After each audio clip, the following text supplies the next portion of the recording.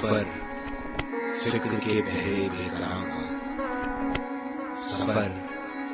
रफ़ते तख़य्युल की कहकशां का, सफर गुलहाए फन के गुलसितां का,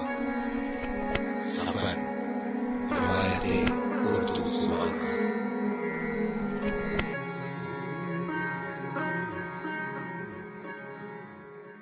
बिस्मिल्लाहिर्रहमानिर्रहीम। अज़ीज़ तलबा, अस्सलाम वालेकुम। वर्चुअल यूनिवर्सिटी ऑफ पाकिस्तान का सिलसिला तदरीस B.Ed ऑनर्स का कोर्स मुताला उर्दू अदब और इसके चौथे लेक्चर के साथ मैं हूं फैसल कमाल हैदरी। अज़ीज़ तलबा, हम इब्तदाई मरहले में ज़बान और उर्दू ज़बान की तारीख़ के हवाले से बात करने के बाद उर्दू शायरी के आगाज़ व इर्तिक़ा का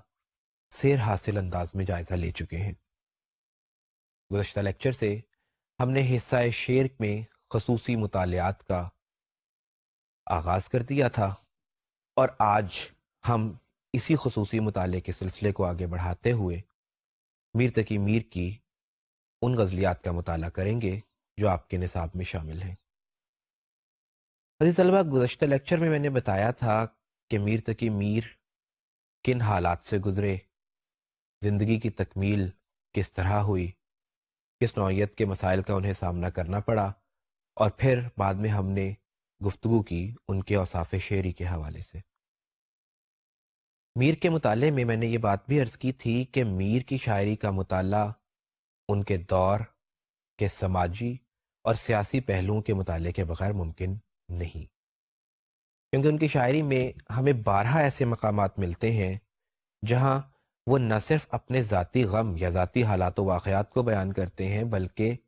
उनका बयान कुछ इस अंदाज से होता है कि हम ये महसूस कर सकते हैं कि ये सिर्फ ज़ाती गम व अंदोह का बयान नहीं, बल्कि ये पूरे अहद का नोहा है। गोया उनका तसव्वुर गम इनफरादी हो या इज्तमाई, दोनों में से किसी भी सूरत में दूसरी सूरत का इतलाक इस पर किया जा सकता है। देखिए, मीर का दौर, जैसा कि मैंने गुजारिश की, 18वीं सदी का दौर था। वो 18वीं सदी कि जिसमें औरंगज़ेब आलमगीर की वफ़ात के बाद मुग़लिया सल्तनत बहुत तेज़ी से ज़वाल का शिकार होने लगी थी। इसके नतीजे में मुग़ल फरमारवाह दाद ऐश देने में मसरूफ़ थे और हिंदुस्तान बैरूनी हमलावरों के लिए एक इंतहाई आसान हदफ बन गया था। इसका मंतकी नतीजा अज़ीज़ तलबा यही हो सकता था कि वो लोग जो कभी गम व अंदोह का नाम तक नहीं जानते थे, यानी दिल्ली के वो रहने वाले कि जो हमेशा मुसरतों के आदी थे, आहिस्ता आहिस्ता उनकी मुसरतों और खुशियों का माह रोशन गहनाता चला जा रहा था। फसले बहारी ने शहर दिल्ली से कुछ इस तरह बेवफाई की कि उसके फ़ौरन बाद मौसम ख़ज़ां ने दयार हस्ती पर डेरे डाल लिए, और इसके नतीजे में होना यही था कि मुआशरे में क़ुनूतियत और मायूसी के कुछ ऐसे गंगोर अंधेरे फैल गए कि हर हसास इंसान और बिलखसूस शायर एहसास महरूमी, एहसास नातमामी और क़ुनूतियत का शिकार हो गया। मीर की शायरी में यही वस्फ़ हमें सबसे ज़्यादा वाज़े अंदाज में दिखाई देता है। देखिए, क़ुनूतियत कभी तने तन्हा नहीं आती, यानी मायूसी कभी अकेली नहीं होती। ये बहुत से मुहर्रिकात का नतीजा होती है। वो मुहर्रिकात जो कभी हमें नाकामियों की सूरत में मायूसी की तरफ लेके जाते हैं, कभी अफ़सोस और अनएक्सपेक्टेड वाक़यात के नतीजे में हमें मायूसी की तरफ लेकर जाते हैं, और इसी तरह बहुत से दीगर मुहर्रिकात इसके नतीजे में इंसान बिलाखिर कुछ ऐसा नाउम्मीद हो जाता है, उसकी ख्वाहिशों का गला कुछ इस अंदाज में घुट जाता है कि फिर उसके पास कुछ भी बाकी नहीं रहता। फिर वो या अपने मुतालिक सोचता है, या फ़लसफ़ा ज़ीस्त और मौत की बात करता है, और या उन फ़लासफ़ा के तरह कि जिन्होंने दुनिया या कायनात के मौज़ूआत पर बात की थी, फिर वो मावराए दुनिया या मावराए जहां होकर माबादुत तिब्बियाती नौइयत के फ़लसफ़े या मेटाफिज़िकल फ़िलॉसफ़ीज़ की तरफ निकल जाता है। हमें मीर की शायरी में बुनियादी तौर पर इसी किस्म के असरात मिलते हैं। اب یہ اثرات ہم ان کی شاعری میں کس طرح دیکھتے ہیں؟ ظاہر ہے کہ اس کا اندازہ ان کی غزلیات یا ان کی شاعری کے مطالعے کے بغیر نہیں ہو سکتا۔ تو اب ہم شروع کرتے ہیں شامل نصاب دو غزلیات میں سے پہلی غزل کی تفہیم کا سلسلہ، تاکہ ہم جان سکیں کہ میر کس نوعیت کے فلسفے کی طرف راغب ہو گئے، مایوسی کے نتیجے میں ان پر کیا ہوا، اور ان پر ہونے والے حالات یا ان پر ہونے والے اثرات شاعری میں کس طرح ظاہر ہوئے۔ تو آئیے سب سے پہلے پڑھتے ہیں میر کی پہلی غزل۔ تھا مستعار حسن سے اس کے جو نور تھا، خورشید میں بھی اس ہی کا ذرہ ظہور تھا۔ پہنچا جو آپ کو تو میں پہنچا خدا کے تئیں، معلوم اب ہوا کہ بہت میں بھی دور تھا۔ آتش بلند دل کی نہ تھی ورنہ اے کلیم، یک شعلہ برق خرمنے صد کوہ طور تھا۔ مجلس میں رات ایک تیرے پرتوے بغیر، کیا شمع کیا پتنگ ہر ایک بے حضور تھا۔ منعم کے پاس قاقم و سنجاب تھا تو کیا، اس رند کی بھی رات کٹی جو کہ اور تھا۔ کل پاؤں ایک کاسائے سر پر جو آ گیا، یکسر وہ استخوان شکستوں سے چور تھا۔ کہنے لگا کہ دیکھ کے چل راہ بے خبر، میں بھی کبھو کسو کا سرے پر غرور تھا۔ تھا وہ تو رشک حور بہشتی ہمی میں میر، سمجھے نہ ہم تو فہم کا اپنی قصور تھا۔ عزیز طلبہ، اصناف شعر پر بات کرتے ہوئے میں نے کہا تھا کہ غزل ایک ایسی حیتی صنف ہے کہ جس میں کسی ایک موضوع کی پابندی شاعر پر لازم نہیں ہوتی۔ اس کا ہر شعر ایک مکمل اکائی ہوتا ہے، ایک ایسی اکائی کہ جو دوسری سے تعلق رکھے یا نہ رکھے، ایک شعر پر اس کا کوئی اثر نہیں پڑتا۔ دراصل غزل میں تسلسل اس کے ردیف اور قافیے کے ذریعے اور اس احساساتی کیفیت کے ذریعے قائم رہتا ہے جو شاعر پوری غزل میں اپناتا ہے۔ اگر میں اس غزل کے کلی تاثر کی بات کروں تو اس میں احساس محرومی بھی ہے، رنجیدگی بھی، اور کچھ کھو دینے کی بات بھی، اور ایک ایسی تلاش جو اب تک جاری و ساری ہے۔ قبل اس کے کہ میں اس کے معنی و مفاہیم کی طرف جاؤں، سب سے پہلے ہم دیکھتے ہیں کہ اس غزل کے مشکل الفاظ کیا ہیں اور ان کے معنی کیا۔ سب سے پہلے ہے مستعار، یعنی ادھار لینا۔ اس کے بعد خورشید یعنی سورج، ظہور یعنی ظاہر ہونا، تئیں، کو یا لیے۔ پھر اس کے بعد ہے کلیم، حضرت موسیٰ علیہ السلام کا لقب جو اللہ تبارک و تعالیٰ سے محو کلام ہوتے تھے۔ یک شعلہ برق خرمن صد کوہ طور ہونا۔ یک شعلہ یعنی ایک شعلہ، برق یعنی بجلی، خرمن یعنی کھلیان، صد کوہ طور، طور کے سینکڑوں یا طور کے 100 پہاڑ، یعنی طور کے سینکڑوں پہاڑ۔ یک شعلہ برق خرمن صد کوہ طور کا مجموعی مطلب ہوگا کہ ایک شعلہ طور کے سینکڑوں پہاڑوں کو کھلیان کی طرح جلانے پر قادر تھا، یا یوں کہہ لیجئے کہ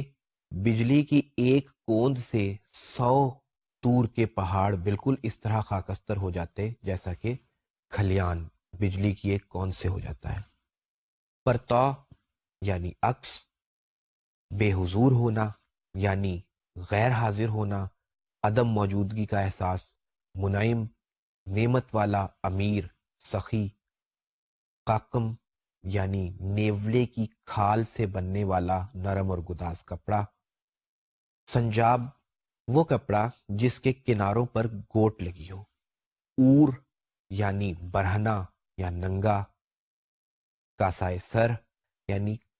کھوپڑی کا پیالے کے مانند ہونا، یعنی کوئی بھی کھوپڑی کو اگر الٹ کر رکھ دیا جائے تو وہ پیالے کے مانند نظر آتی ہے۔ یکسر، بالکل، استخوان، ہڈی، اور کبھو، کسو، یہ بنیادی طور پر پرانی اردو میں کبھی اور کسی کو کہا جاتا تھا۔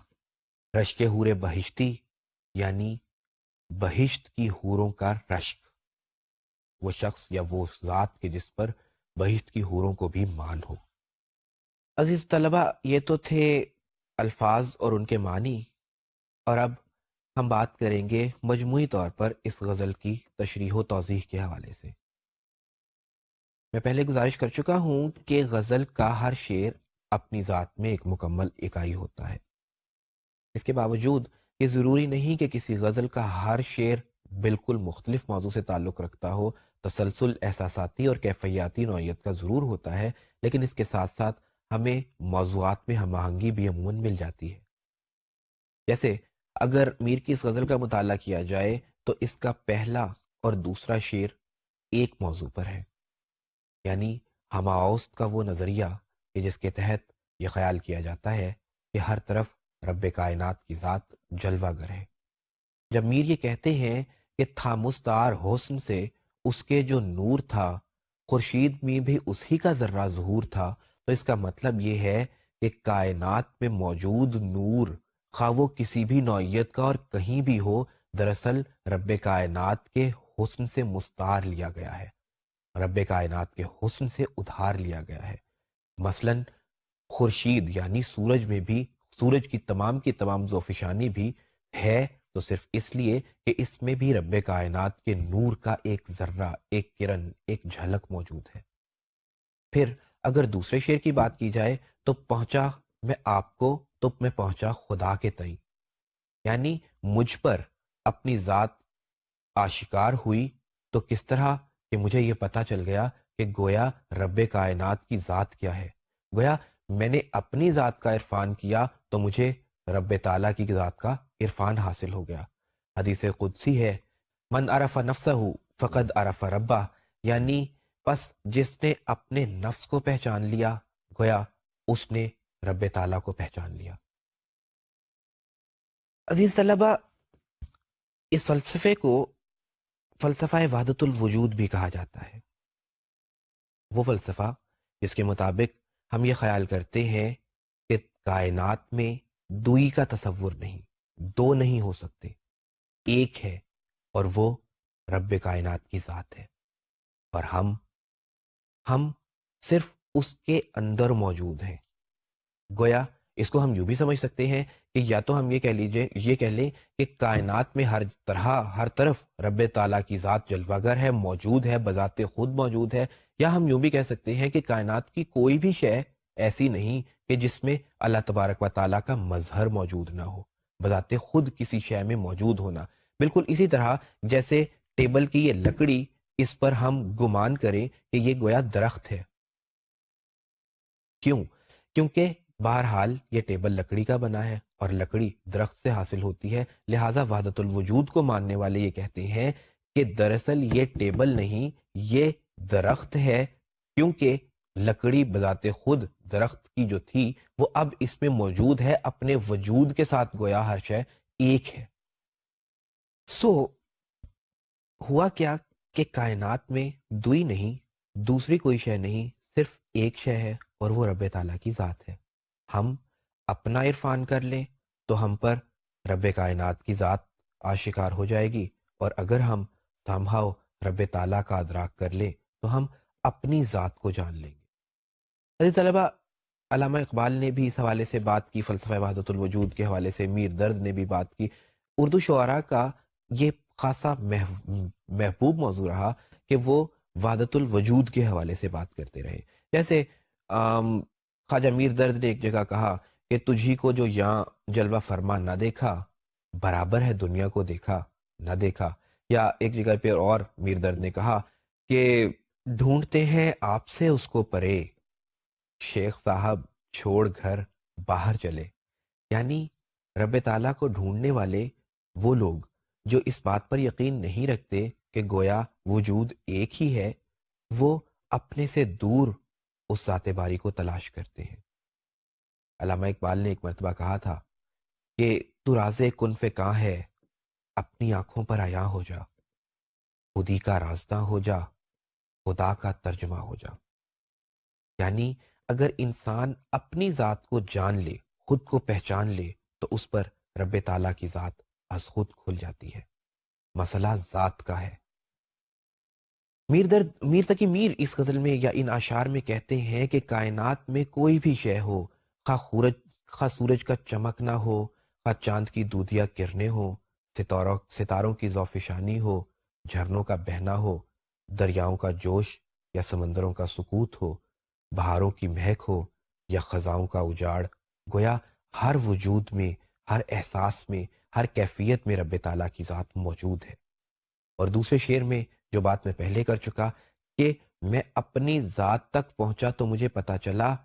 کہ میں تو وہ عظیم ہستی ہوں کہ جو نہ صرف نائب خدا بننے کی حقدار تھی، بلکہ اس نائب خدا ہستی میں رب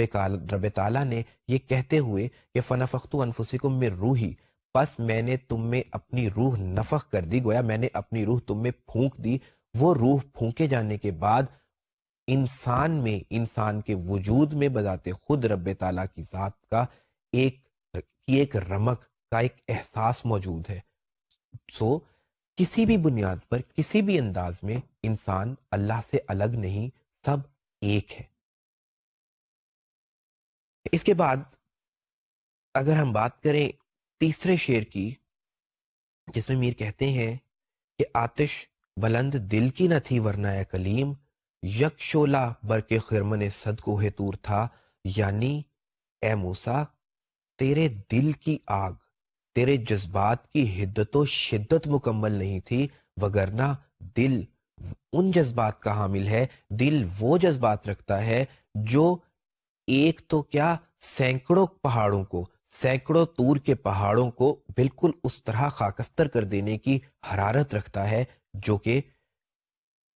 بالکل ایک کھلیان کے مانند، یعنی کھیت کی مانند بجلی کی ایک کون سے خاکستر ہو کر بالکل ریزہ ریزہ خاک کا ڈھیر بن جاتے ہیں۔ یعنی دل اس قدر طاقتور ہے، جذبات اس قدر حدت سے بھرپور ہیں، انسانی احساس اس قدر مضبوط اور مؤثر ہے کہ ایک طور تو کیا سینکڑوں طور کے پہاڑوں کو جلا کر خاکستر کر دینے کی حرارت رکھتے ہیں، ہمت رکھتے ہیں، حوصلہ رکھتے ہیں، یہ صلاحیت ان میں موجود ہے۔ اگر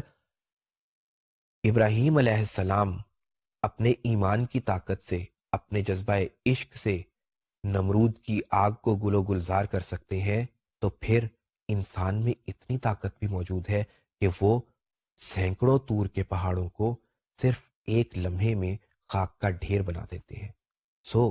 ہمیں چاہیے کہ ہم اپنی ذات پر غور کریں، اپنی حقیقت کا ادراک کریں اور اس جذبہ عشق کو شیار کریں، اس جذبہ عشق کو اختیار کریں کہ جو انسان کو واقعتاً خدا کے اس قدر قریب پہنچا دیتا ہے، اس قدر مضبوط کر دیتا ہے کہ پھر من و تو کی کیفیت یا اس کی ضرورت ہی نہیں رہتی۔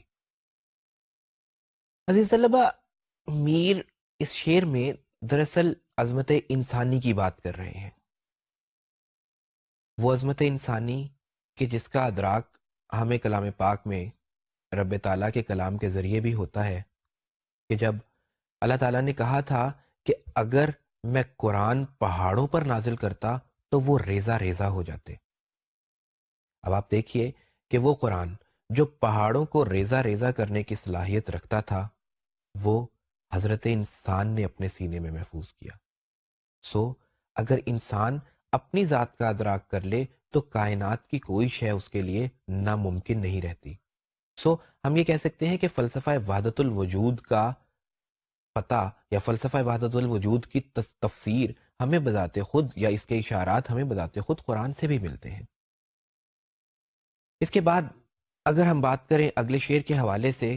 تو وہ ایک روایتی شعر ہے، غزل کا ایک روایتی موضوع جس میں شاعر معاملات محبت کی بات کرتا ہے۔ میر کہتے ہیں کہ مجلس میں رات ایک تیرے پرتوے بغیر، کیا شعلہ کیا پتنگ ہر ایک بے حضور تھا۔ یعنی مجلس میں، بزم میں صرف ایک محبوب موجود نہیں تھا، اور اس کی عدم موجودگی کا نتیجہ یہ تھا کہ سب کے چہروں کی رونق اڑ گئی تھی۔ شمع ہو یا اس پر نثار ہونے والے پروانے، سب بے حضور تھے، سب ایک ایسی کیفیت میں تھے کہ جہاں انہیں اپنا وجود محسوس ہی نہیں ہو رہا تھا۔ دیکھیے، ہم آج کل جس محبوب، جس مطلوب کی بات کرتے ہیں، وہ اور آج سے 200 سال یا اردو شاعری کی کلاسیکی روایت کا محبوب ذرا مختلف نوعیت کے ہیں. اس محبوب میں ایک خاص طرح کی اجتماعیت کا احساس ہے، بالکل اسی طرح کہ جیسے چاند کو خواہ کتنے ہی لوگ تکیں، نہ لوگوں کو کوئی فرق پڑتا ہے اور نہ چاند کو. کوئی کسی دوسرے سے حسد نہیں کرتا. اسی طرح اردو شاعری میں کلاسیکی محبوب یا کلاسیکی اردو شاعری کا محبوب اجتماعی نوعیت کی حیثیت رکھتا ہے، جس میں بزم آرائی ہوتی ہے، محفل سجدی ہے. محبوب اپنے دیدار سے لوگوں کو عاشقانے مجاز کو یا عاشقانے صادق کو دراصل محظوظ کرتا ہے. ان کے اضطراب میں کمی آتی ہے، ان کو سکون ملتا ہے، اور ہر ایک اپنے اپنے جذبہ عشق کے مطابق، ہر ایک اپنی اپنی تشنہ لبی کے مطابق اس کی نظروں کی مہ سے سیراب کرتا ہے، خود کو اطمینان دیتا ہے. اب جب وہ محبوب موجود نہیں تھا تو شاعر کہتا ہے کہ کچھ بھی نہیں تھا. اگر ایک وہ تھا نا کہ تو جو نہیں ہے تو کچھ بھی نہیں ہے، یہ مانا کہ محفل جواں ہے، ہنسی ہے. صرف ایک محبوب نہیں تو تمام کی تمام تر رعنائی، تمام کا تمام تر حسن، تمام کی تمام تر رنگا رنگی، رونق، چہروں کی تمتماہٹ، سب کچھ ختم ہو جاتی ہے صرف ایک محبوب نہ ہو تو، مطلوب نہ ہو تو. کیونکہ نہ آنکھوں کی پیاس بجھتی ہے، نہ سماعتوں کو سکون آتا ہے، اور نہ دل لرزہ بنا اندام ہونے سے باز رہتا ہے. اس کے بعد ہم بات کریں گے اگلے دو اشعار پر، جس میں میر ایک خاص موضوع سے ڈرامائی انداز سے بات کرتے ہیں. غزل میں جب کوئی شاعر دو یا دو سے زائد اشعار میں کسی ایک موضوع پر بات کرے اور اس تسلسل میں بات کرے کہ اس میں ڈرامائیت کا پہلو بھی آ جائے تو اسے ہم قطع بند شعر کہتے ہیں. میر کہتے ہیں، کل پاؤں ایک کاسائے سر پر جو آ گیا، یکسر وہ استخوان شکستوں سے چور تھا. کہنے لگا کہ دیکھ کے چل رہا بے خبر، میں بھی کبو کسو کا سرے پرغرور تھا. میں نے آپ کو گزشتہ لیکچر میں بھی بتایا، اس لیکچر کے آغاز میں بھی میں نے بات کی کہ میر کے ہاں ان کے عہد کا احساس، ان کے سماجی اور سیاسی پہلوؤں کا ادراک اور اظہار جگہ جگہ پر ملتا ہے. اس شعر پر جہاں ہم ان کے فلسفہ حیات کے حوالے سے بات کر سکتے ہیں، وہیں دہلوی حالات کے حوالے سے بھی بات ہو سکتی ہے. کیونکہ زندگی کی بے ثباتی، زندگی کے فنا کا یہ تصور کہ جس کے تحت شاعر کہتا ہے کہ کل واقعہ کچھ ایسا گزرا کہ میرا پاؤں ایک کاسائے سر پر، ایک الٹی کھوپڑی پر آ گیا. وہ ہڈی بالکل شکستوں سے چور تھی، زخم تھی، ریزہ ریزہ ہو چکی تھی. مجھے کہنے لگی کہ اے بے خبر، ذرا دھیان سے، احتیاط سے چل. یہ وقت مجھ پر بھی تھا کہ میں کبھی کسی کا سرے پرغرور تھا، تکبر سے بھرا ہوا تھا، زمین پر گویا اکڑ کر چلتا تھا. لیکن آج موت نے مجھے آن لیا تو میرا حال یہ ہے کہ میری ہڈیاں بھی ریزہ ریزہ ہو کر خاک میں خاک ہوئی جاتی ہیں. یعنی شاعر بتاتا ہے کہ آج جو کچھ ہے ضروری نہیں کہ وہ کل رہے، کیونکہ یہ زندگی جو آج ہمیں حاصل ہے یہ ہمیشگی کی زندگی نہیں، یہ جاویدانی کی زندگی نہیں. یہ بقول میر ایک اور مرتبہ انہوں نے ایک اور جگہ پر کہا تھا کہ مرگ ایک ماندگی کا وقفہ ہے،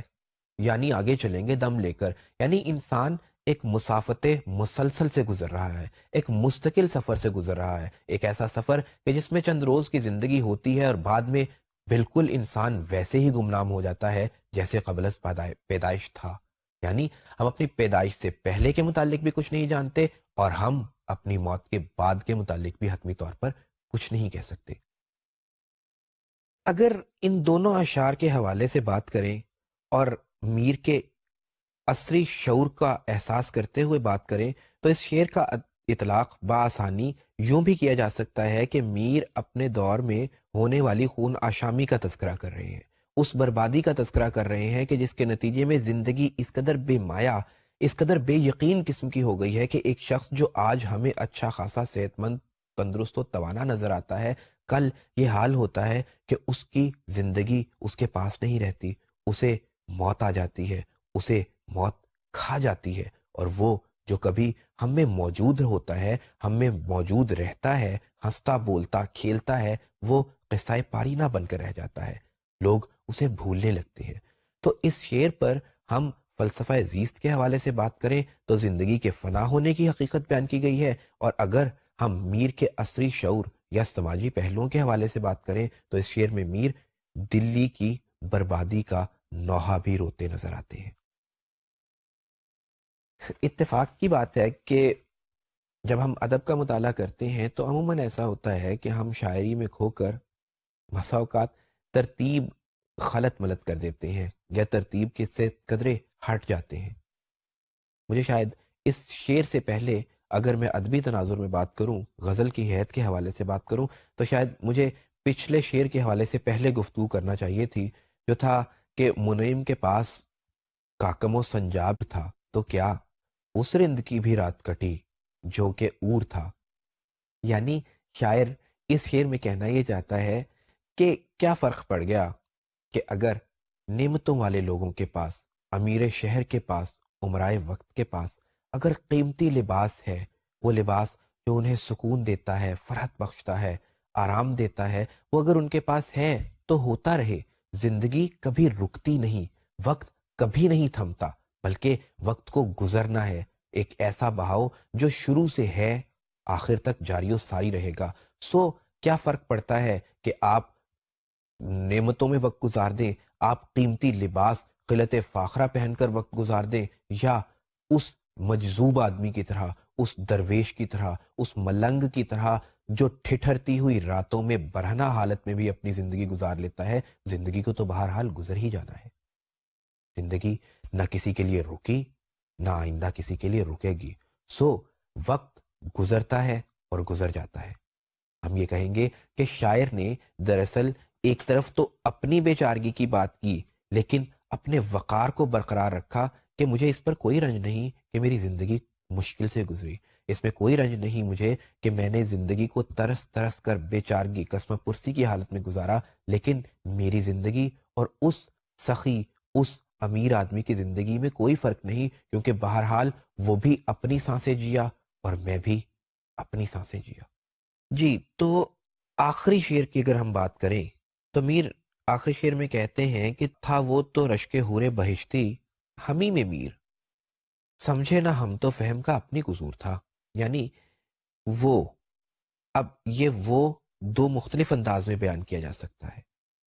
اگر ہم سادہ روی سے بات کریں یا سادہ روی کے حوالے سے بات کریں تو میر یہاں پر اپنی عظمت کا بیان کر رہے ہیں، جسے شعری اصطلاحات میں عزیز طلبہ شاعرانہ تعلی کہتے ہیں۔ یعنی وہ انداز کہ جس میں شاعر اپنی عظمت کی بات کرتا ہے، احساس تفاخر کا بات کرتا ہے۔ اگر اس حوالے سے بات کی جائے تو ہم اس شعر کی تشریح کچھ یوں کریں گے کہ وہ کہ جس پر بہشت کی حوروں کو رشک تھا، کہ جس پر بہشت کی حوریں مان کرتی تھیں، فخر کرتی تھیں، وہ یہی موجود تھا، لیکن زمانے نے بس افسوس اس کی قدر نہ کی، اس کی حقیقت کو جان ہی نہ پایا زمانہ کہ میر جیسا عظیم شاعر اس دور میں، اس دور سے تعلق رکھتا تھا، اس وقت ان کے درمیان موجود تھا۔ میں اپنی ذات کی بات کروں تو میں سمجھتا ہوں کہ اس میں کوئی شک نہیں کہ میر نے اس شعر میں شاعرانہ تعلی کی ہوگی، لیکن کوئی بھی بڑا شاعر بسا اوقات اس عام فہم انداز میں دو رویا، دو رخی یا زو مانوی بات کر جاتا ہے کہ ہم عموماً اس کی دوسری بات پر غور ہی نہیں کرتے۔ اگر الفاظ پر غور کیا جائے تو تھا وہ تو رشک حور بہشتی، حمیم میر، اس کا ایک اور معنی بھی ہو سکتا ہے، اور وہ معنی انتہائی خوبصورت اور میر کے مزاج کے عین مطابق ہے۔ یعنی ہم یہ کہہ سکتے ہیں کہ شاید میر یہاں وہ سے مراد وہ انسان کامل لے رہے ہیں، وہ مکمل انسان، ماڈل، جسے بعد میں علامہ اقبال نے ایک مکمل فکر و فلسفے کی شکل دی، وہ نائب خدا کہ جسے رب تعالیٰ نے خلیفہ ارضی بنا کر بھیجا، یعنی اپنا خلیفہ زمین پر بنا کر بھیجا، وہ انسان یہاں پر یہاں وہ سے مراد وہ انسان ہے، کہ وہ انسان کہ جو اللہ تبارک و تعالیٰ کی اطاعت کرتا ہے۔ اقبال کے فلسفہ خودی کے حوالے سے بات کی جائے تو ضبط نفس کر کے اگلی منزل پر پہنچتا ہے، اور پھر بالآخر خودی کے اعلیٰ ترین منصب یعنی نائب حق تک پہنچ جاتا ہے، اللہ تبارک و تعالیٰ کا نائب بن جاتا ہے۔ وہ انسان دراصل ہم میں موجود ہے، اگر ہم اس کا ادراک نہیں کرتے تو اس میں قصور ہماری فہم کا ہے۔ یعنی ہر انسان میں عظیم ہونے کی، ہر انسان میں مکمل ہونے کی، ہر انسان میں جاویداں ہونے کی صلاحیت موجود ہے، لیکن بسد افسوس ہر انسان کو اس کا ادراک نہیں ہو پاتا، ہر انسان اس حقیقت کو پہچان نہیں پاتا، اور پھر شاید غالب جیسے شاعر اسی وجہ سے کہتے ہیں کہ سب کہاں کچھ لالا و گل میں نمایاں ہو گئی، خاک میں کیا صورتیں ہوں گی کہ پنہا ہو گئی. یعنی دیکھیے کہ کون کون سے لوگ ہوں گے جو ہم میں سے گزر گئے، لیکن ہم یہ جان ہی نہیں پائے کہ ہم کس قدر عظیم ہستیوں کے ساتھ ہیں. اگر ہم انہیں نہیں سمجھتے تو اس کا مطلب یہ نہیں کہ ان کی عظمت نہیں رہتی، بلکہ مطلب اس کا یہ ہوتا ہے کہ ہم ان کو نہیں جان پائے تو ہم محروم ہو گئے. ہمیں احساس محرومی ہونا چاہیے. سو میر اس غزل کے آخر میں ایک طرف تو اپنی تعریف و توصیف اور اپنی بڑائی بیان کر رہے ہیں، تو دوسری طرف مسند انسانیت کی حقیقت پر بھی روشنی ڈال رہے ہیں. جو مجموعی طور پر اس غزل میں میر نے پہلے دو اشعار میں ہماؤس کے حوالے سے بات کرتے ہوئے فلسفہ وحدت الوجود پر روشنی ڈالی، اس کے بعد عظمت انسانی کی بات ہوئی، پھر غزل کا وہ روایتی شعر کے جس میں معاملات محبت پر بات کی گئی، پھر زندگی کی بے ثباتی کا تذکرہ، زندگی کی بے ثباتی میں ان لوگوں کا تذکرہ کہ جو گمنامی کی حالت میں زندگی گزار کر بھی احساس تفاخر ہی کرتے ہیں. اس کے بعد قطع بند وہ اشعار کہ جن میں زندگی کے فنا ہونے کے حوالے سے بات بھی ملتی ہے اور میر کے عہد کے حوالے سے تذکرہ بھی واضح طور پر محسوس کیا جا سکتا ہے. اور پھر آخر میں انسان کی عظمت اور شاعر کی شاعرانہ تعلی. عزیز طلبہ، اس کے بعد ہم بڑھیں گے دوسری غزل کی طرف اور دیکھیں گے کہ بڑی بہر یعنی طویل مصرے کی غزل کے مقابلے میں میر مختصر یا چھوٹی بہر میں کن موضوعات پر بات کرتے ہیں، اور ان چھوٹی بہور میں بات کرتے ہوئے انہیں کس حد تک قدرت کلام حاصل ہے. تو دیکھتے ہیں میر کی دوسری غزل. تابہ مقدور انتظار کیا، دل نے اب زور بے قرار کیا، ہم فقیروں سے بے ادائی کیا، آن بیٹھے جو تم نے پیار کیا، دشمنی ہم سے کی زمانے نے، کہ جفاکار تجھ سا یار کیا، یہ توہم کا کارخانہ ہے، یہاں وہی ہے جو اعتبار کیا، ایک ناوک نے تیری مژگاں کے طائرے سدرا تک شکار کیا،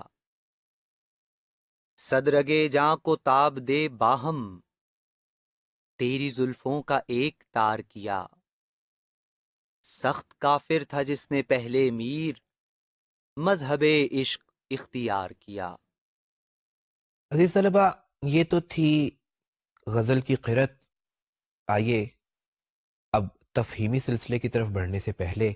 ہم دیکھتے ہیں اس غزل کے مشکل الفاظ کے معنی. سب سے پہلے ہے تابہ مقدور، یعنی جس حد تک ممکن تھا. زور بے قرار کرنا، یعنی انتہائی بے چین ہو جانا، اضطرابی کا شکار ہو جانا. بے ادائی، بدسلوکی، برے انداز میں پیش آنا. جفاکار ہونا یعنی بے وفا ہونا. توہم یعنی وہم، کسی بات کا احساس جو حقیقتاً موجود نہ ہو. اس کے بعد ناوک یعنی تیر، مژگاں یعنی پلکیں، طائر سدرا انتہائی بلندیوں پر اڑنے والا پرندہ. عزیز طلبہ، سدرا کے معنی آسمان کے اس بلند ترین مقام پر موجود بیری کا وہ درخت ہے کہ جس سے آگے جبرائیل امی جانے کی صلاحیت نہیں رکھتے تھے. صد رگے جاں یعنی 100 رگیں، وہ رگیں کہ جن میں انسانی خون جاری و ساری ہوتا ہے. تاب دینا، ان کو ٹویسٹ کرنا، ان کو آپس میں ایک دوسرے، جس طرح سے آپ جانتے ہیں کہ اون بنائی جاتی ہے یا بان بنایا جاتا ہے تو اس میں ایک دوسرے پر بل دیا جاتا ہے انہیں. تو صد رگے جاں کو تاب دینے کا مطلب ہے کہ اپنی 100 سے زائد یا اپنی 100 رگوں کو ایک دوسرے میں بل دے کر زلفوں کا ایک تار کرنا، یعنی ایک بال بنانا. مذہب عشق یعنی عشق کا مذہب. یہ تو تھے اس غزل کے الفاظ اور ان کے معنی. اب ہم بات کرتے ہیں تشریح کے حوالے سے. طلبہ، پہلے شعر میں میر کہتے ہیں کہ تابہ مقدور انتظار کیا، دل نے اب زور بے قرار کیا. یعنی جہاں تک ممکن تھا میں نے انتظار کیا، جہاں تک ممکن تھا میں نے برداشت اور صبر و تحمل سے کام لیا، لیکن اب دل انتہائی بے چین ہو گیا. اب دل پر قابو رکھنا ممکن نہ رہا. کوئی بھی عاشق صادق حت المقدور محبوب کے ہجر میں خود پر قابو رکھنے کی کوشش کرتا ہے، لیکن پھر صبر کا پیمانہ لبریز ہو جاتا ہے اور وہ ایک ایسی اضطراری، ایک ایسی اضطرابی، ایک ایسی جنو خیز جنو کی کیفیت میں چلا جاتا ہے کہ جہاں پھر اس کو خود پہ قابو نہیں رہتا. پھر وہ دیوانہ وار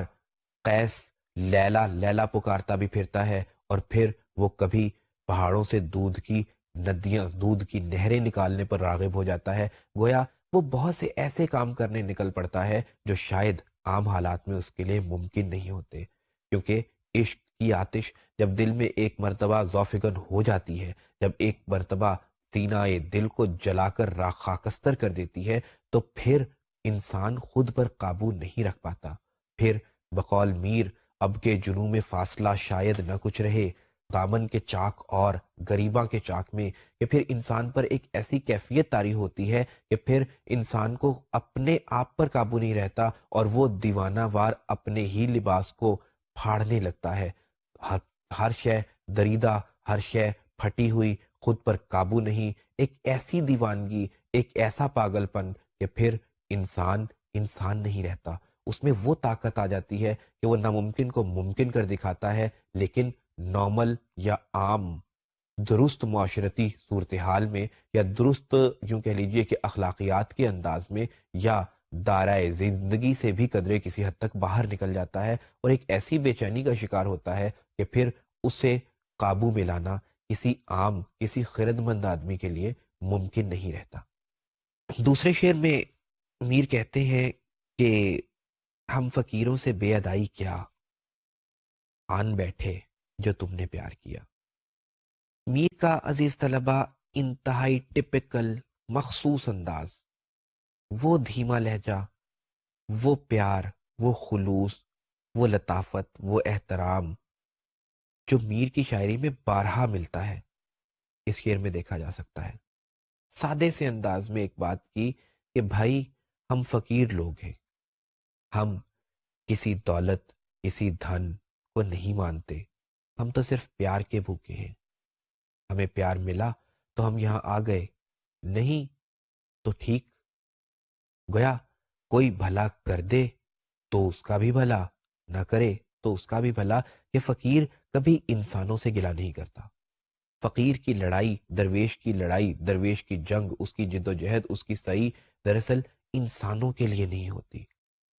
وہ بس ان لوگوں کے پاس رہتا ہے جو اس سے پیار کرتے ہیں، اور جو لوگ اس سے پیار نہیں کرتے ان سے کنارہ کشی تو کر لیتا ہے، لیکن انہیں بددعا نہیں دیتا،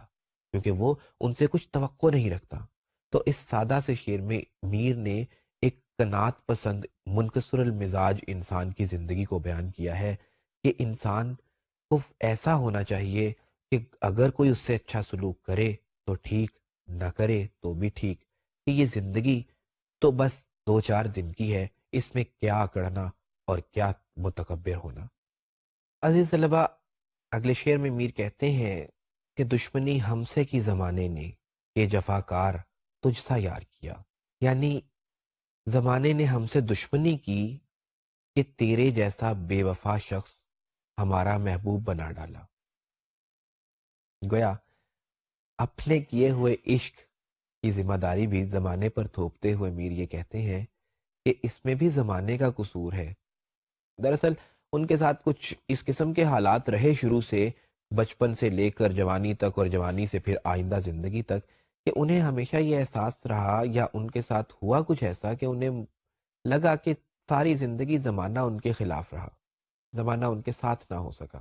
لہٰذا وہ اپنے محبوب کی جفاکاریوں یا اپنے محبوب کے جفاکار ہونے کا گلہ بھی زمانے سے ہی کرتے ہیں کہ دراصل تیرے جیسا بے وفا محبوب مجھے ملا، اس میں بھی زمانے کی کوئی سازش تھی، اس میں بھی زمانے کی کوئی چال تھی۔ وہ کہتے ہیں نا کہ کن نے اپنی مصیبتیں نہ گنی، رکھتے میرے بھی غم شمار ہے۔ کاش کہ سب لوگ اپنی اپنی مصیبتیں گنتے ہیں، لوگ دوسروں کی مصیبتیں بھی گنتے ہیں، لیکن کوئی ایسا نہیں تھا جو میری مصیبتیں گنتا، کسی نے مجھ پر ترس نہیں کھایا، اور ایسا محبوب مجھے دیا کہ جو بے وفا تھا، جس نے میری مشکلات میں اضافہ کر دیا۔ اور اس کو یوں بھی لیا جا سکتا ہے کہ دراصل دشمنی ہم سے کی زمانے نے کہ جفاکار تجھ سا یار کیا، یہ دشمنی زمانے نے کچھ یوں کی کہ تو جو انتہائی با وفا تھا، انتہائی مستقل مزاج تھا، مجھ سے واقعتاً حقیقتاً محبت کرتا تھا، لیکن زمانے نے کچھ ایسی دشمنی کر لی کہ تجھ جیسے با وفا شخص کو بھی گویا بے وفا کر دیا۔ پھر یوں بھی ہم کہہ سکتے ہیں کہ دشمنی ہم سے کی زمانے نے کہ جفاکار تجھ سا یار کیا، کہ ہم نے تجھ جیسے جفاکار دوست سے دوستی لگا لی، ہم تجھ جیسے بے وفا سے عشق لگا بیٹھے، اس کے نتیجے میں زمانہ، پورا زمانہ ہمارے خلاف ہو گیا۔ گویا ایک تو تجھ سے عشق کیا تو تیری بے وفائی کا ظلم سہنا پڑا، تیری بے وفائی کی تکالیف سے گزرنا پڑا، تو دوسرا تیری بے وفائی، تیرے جیسے بے وفا سے دوستی لگانے کے نتیجے میں، سے آنکھیں چار کرنے کے نتیجے میں سارے زمانے کی دشمنی بھگتنا پڑی۔ اس کے بعد اگلا شعر انتہائی دلچسپ نوعیت کا ہے عزیز طلبہ۔ میر کہتے ہیں کہ ایک ناوک نے تیری مشگاں کے طائر سدرہ تک شکار کیا، یعنی تیری پلکوں کے تیر نے سدرۃ المنتہا کی بلندیوں پر اڑنے والے پرندے کو بھی شکار کر ڈالا۔ ایک طرف اگر روایتی انداز میں بات کریں تو ہم یہ کہیں گے کہ میر اپنے محبوب کے حسن و جمال کو انتہائی مبالغہ آمیز انداز میں بیان کرتے ہوئے کہتے ہیں کہ تیری نظروں کے تیر سے عام انسان تو کیا، طائر سدرہ تک بھی محفوظ نہیں رہ سکتے۔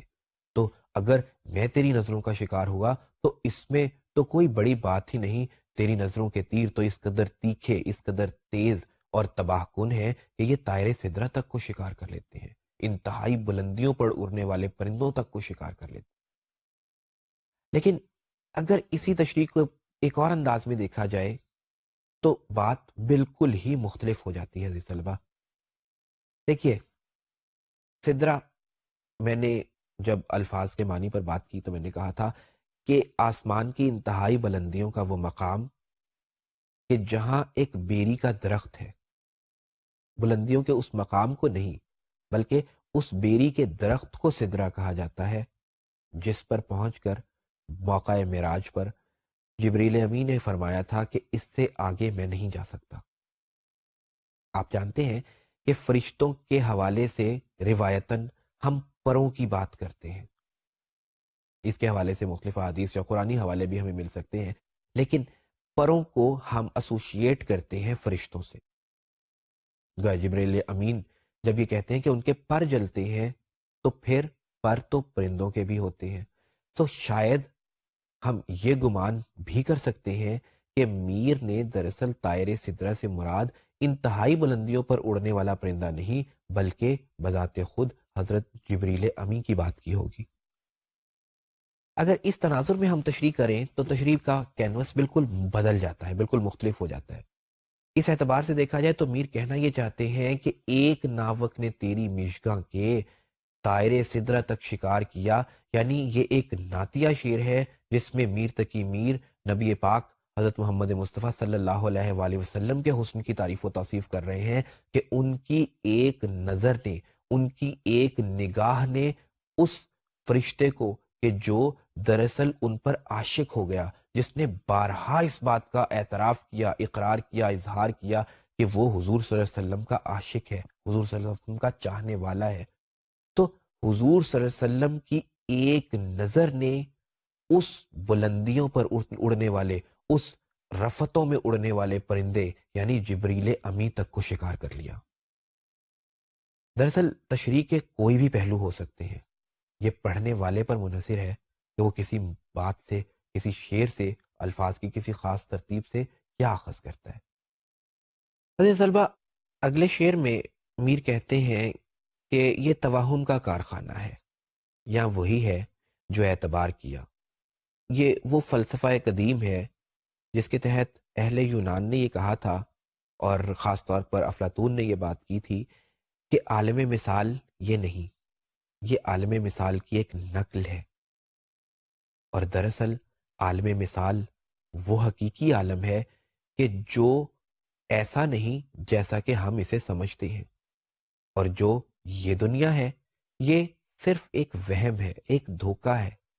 نظروں کا وہ دھوکہ کہ جو ہمیں جیسا لگتا ہے ہم اسے ویسا ہی محسوس کر لیتے ہیں۔ یعنی یہ دنیا تو ایک وہم ہے، حقیقت اس کی کچھ بھی نہیں، یہاں پہ وہی ہے جو ہم اسے تصور کر لیں۔ گویا اس دنیا کی حقیقت کچھ نہیں، دراصل جو کچھ ہمیں لگتا ہے بس یہ ہماری آنکھوں کا دھوکہ ہے، ہمارا اپنا خیال ہے، وگرنہ اس میں کچھ بھی نہیں۔ اگر میں پچھلی غزل کی طرف اشارہ کروں یا اس کے حوالے سے بات کروں تو جب میر یہ کہتے ہیں کہ تھا مستعار حسن سے اس کے جو نور تھا، خورشید میں بھی اسی کا ذرہ ظہور تھا، گویا ہر کائنات کے ذرے میں، کائنات کی ہر مقام پر، ہر جگہ پر جب ہے ہی خدا کی ذات، جب ہے ہی سب کچھ ایک، تو ہمیں میرا، آپ کا، دوسروں کا احساس ہو ہی نہیں سکتا۔ یہ دراصل ہمارا گمان ہے، ہمارا خیال ہے کہ ایسا ہے، وگرنہ حقیقت ایسی نہیں۔ پھر کہتے ہیں صدرگے جاں کو تاب دے باہم، تیری زلفوں کا ایک تار کیا۔ عزیز طلبہ، یہ ایک وہ روایتی نوعیت کا شعر ہے کہ جس کے تحت شاعر اپنے عاشق صادق ہونے کو ثابت کر رہا ہے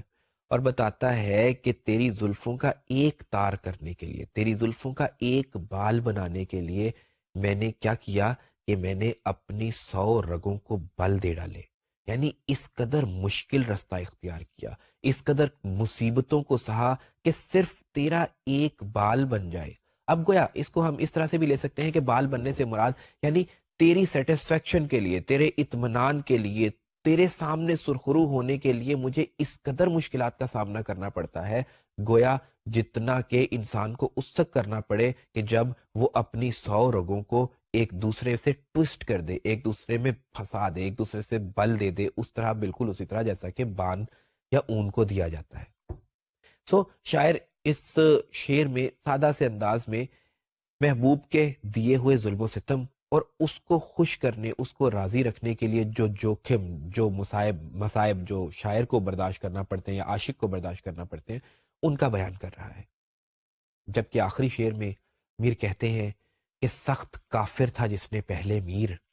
مذہب عشق اختیار کیا، کہ عشق اس قدر سخت جذبہ ہے، اس قدر سخت گیری اس میں پائی جاتی ہے، یہ انسان کو اس میں کوئی شک نہیں کہ کندن تو بنا دیتا ہے، لیکن اس قدر مشکل رستہ ہے کہ اے کاش کہ یہ مذہب عشق اختیار ہی نہ ہوا ہوتا، اے کاش کہ عشق کا جذبہ حضرت انسان پر وارد ہوا ہی نہ ہوتا، انسان اس سے آشنا ہی نہ ہوتا، اور اگر ایسا ہوتا تو شاید اس کی زندگی میں بھی کافی حد تک سکون ہوتا، اطمینان ہوتا، اس کی زندگی خوشیوں سے معتبر ہوتی، اس کی زندگی میں مسرتیں ہوتی۔ لیکن افسوس کہ اس نے، کہ جس نے مذہب عشق اختیار کیا یا مذہب عشق بنایا، عشق کا رستہ دیا، اس نے شاید تب یہ نہیں سوچا تھا کہ اس کے نتیجے میں اس عاشق صادق کو کس نوعیت کی مشکلات، کس نوعیت کی قیامتوں کا سامنا کرنا پڑا۔ عزیز طلبہ، آج کے اس لیکچر میں ہم نے میر کی 2 غزلوں کا مطالعہ کیا۔ میں یہ دعویٰ نہیں کر سکتا کہ یہ تشریح مکمل تھی، اور نہ ہی میں یہ کہوں گا کہ اس کے علاوہ اشعار کے کوئی اور معنی نہیں ہو سکتے، کیونکہ شعر وہ گنجینہ معنی ہے کہ جس میں سے معانی و مفاہیم طلسماتی انداز میں نکالے جا سکتے ہیں اور نکلتے ہیں۔ اس کا انحصار پڑھنے والے کے شعور اور اس کے ذوق پر ہوتا ہے۔ میں امید کرتا ہوں کہ آپ لوگ